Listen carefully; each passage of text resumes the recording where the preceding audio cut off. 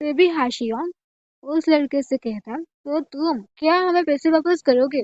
7 billion von. ये सुन वो लड़का बहुत ही ज्यादा शॉक्ड हो जाता है और वो अपने मन में कहता है, 7 क्या? कोई रास्ता नहीं है कि मैं इसे वापस कर सकता हूँ। भाड़ में जाओ, उस तरह का पैसा मेरे पास कहाँ होगा? और वो अपने हाथों को क्लेंच करते हुए कहता, ओल्ड मैन, उसने कितने कर्जे लिए? तभी हाशियोंग कहता, मेरे पास एक प्रस्ताव है। अगर तुम इस कॉन्ट्रैक्ट पर साइन करते हो तो ये बताता है कि जब तक हम उसे ढूंढ रहे हैं तब तक तुम ब्याज को खत्म कर दोगे। वो लड़का अपने मन में कहता, ब्याज? अपनी बकवास बंद करो, मैं क्यों? और वो याद करता है जब वो बच्चा था तब वो ओल्ड मैन उसे अपने साथ अपने घर लाया था। वो लड़का हर रोज उस ओल्ड मैन को पीने के लिए मना करता। जब भी उस लड़के को पेचेक मिलता था तो वो ओल्ड मैन उसके पैसे से शराब पिलाने के लिए कहता। वो लड़का अपने मन में कहता, भले ही ये एक कठिन जीवन था, गरीब जीना, वो ओल्ड मैन ही मेरा परिवार है, मुझे उसे खोजना है। और वो शियोंग को कॉन्ट्रैक्ट पेपर देने के लिए कहता। उनके कहने पर वो लड़का कॉन्ट्रैक्ट साइन करता।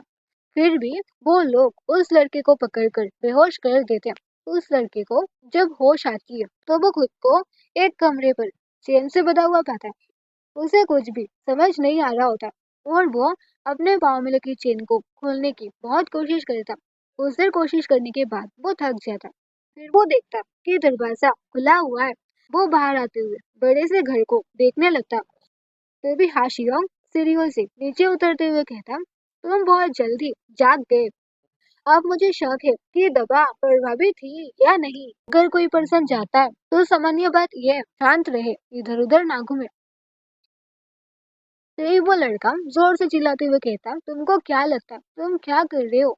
मुझे यहाँ से निकालो और इस चीज को अभी मुझसे दूर करो। अरे क्या तुम सुन रहे हो? तभी हाशियोंग अपना मेडिसिन लेते हुए कहता, इतने जोर से भौंकना बंद करो, इससे तुम्हारा कोई भला नहीं होगा। तभी वो लड़का जोर से चिल्लाते हुए कहता, अरे वहीं रुको और मुझे बताओ तुम मुझे कब छोड़ने जा रहे हो? तभी उसके पाँव में लगी वो चेन की वजह से वो वहीं पे रुक जाता है। तभी हाशियोंग अपने कमरे में जाते हुए कहता है, ये सोचना बंद करो कि तुम उन जंजीरों के साथ सेकंड फ्लोर पर पीछा करने वाले हो। हाशियोंग को अपने कमरे में वापस जाते हुए देख वो लड़का अपने मन में कहता, चाहे कुछ भी हो, मैं यहाँ से बाहर निकल कर रहूंगा। फिर हम देखते हैं जहाँ पर हाशियोंग तैयार होकर बाहर जा रहा होता है। वो लड़का हाशियोंग से कहता है, मुझे यहाँ से बाहर निकालो, मैं इसे जल्दी से उसे दूर करो।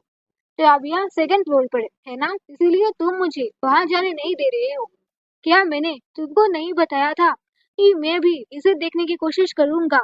तुम इस जगह पर ताला क्यों लगाए हो? फिर भी हाशियोंग उस लड़के से कहता, ये सुनने लायक कुछ नहीं है, मेरे कानों को चोट मत पहुंचाओ। तो वो लड़का जोरों से चिल्लाते हुए कहता, तुम मेरी बात सुनो, तुम कहाँ जा रहे हो? और हाशियोंग वहां से चला जाता और वो चिल्लाते हुए हाशियोंग से बातें करने की कोशिश कर रहा होता है। उल्टा चिल्लाने की वजह से उसके मुंह पर दर्द हो रहा होता है। वो लड़का सोफे पर ही सो गया था। जब वो जागता है तो वो देखता है कि उसके सामने एक फर्स्ट किट रखा हुआ है और वो अपने चोटों पर दबा लगाते हुए कहता, वो अब ऐसी गंदी बातें क्यों करता है? मुझे समझ नहीं आता। या फिर वो मेरे लिए सॉरी फील कर रहा है? और वो अपने मन में गुस्सा आते हुए कहता, नहीं, उसे मेरे लिए सॉरी फील क्यों होगा? इसके लिए वो जिम्मेदार है। उसके बाद से वो लड़का जब भी हाशियोंग को देखता वो जोरों से चिल्लाते हुए उसे चाबियां देने के लिए कहता, पर हाशियोंग उसे पूरी तरह से इग्नोर कर देता। 2 दिन बाद वो लड़का चिल्लाते हुए हाशियोंग से चाबियां देने के लिए कहता। हाशियोंग गुस्से में उस लड़के की ओर बढ़ता और वो उसका गर्दन दबाते हुए कहता, सभी दृष्टिकोणों को ध्यान में रखते हुए तुमको एक अच्छी शिक्षा की जरूरत है। वो लड़का कहता कि कैसे इसका पनिशमेंट शुरू हुई थी।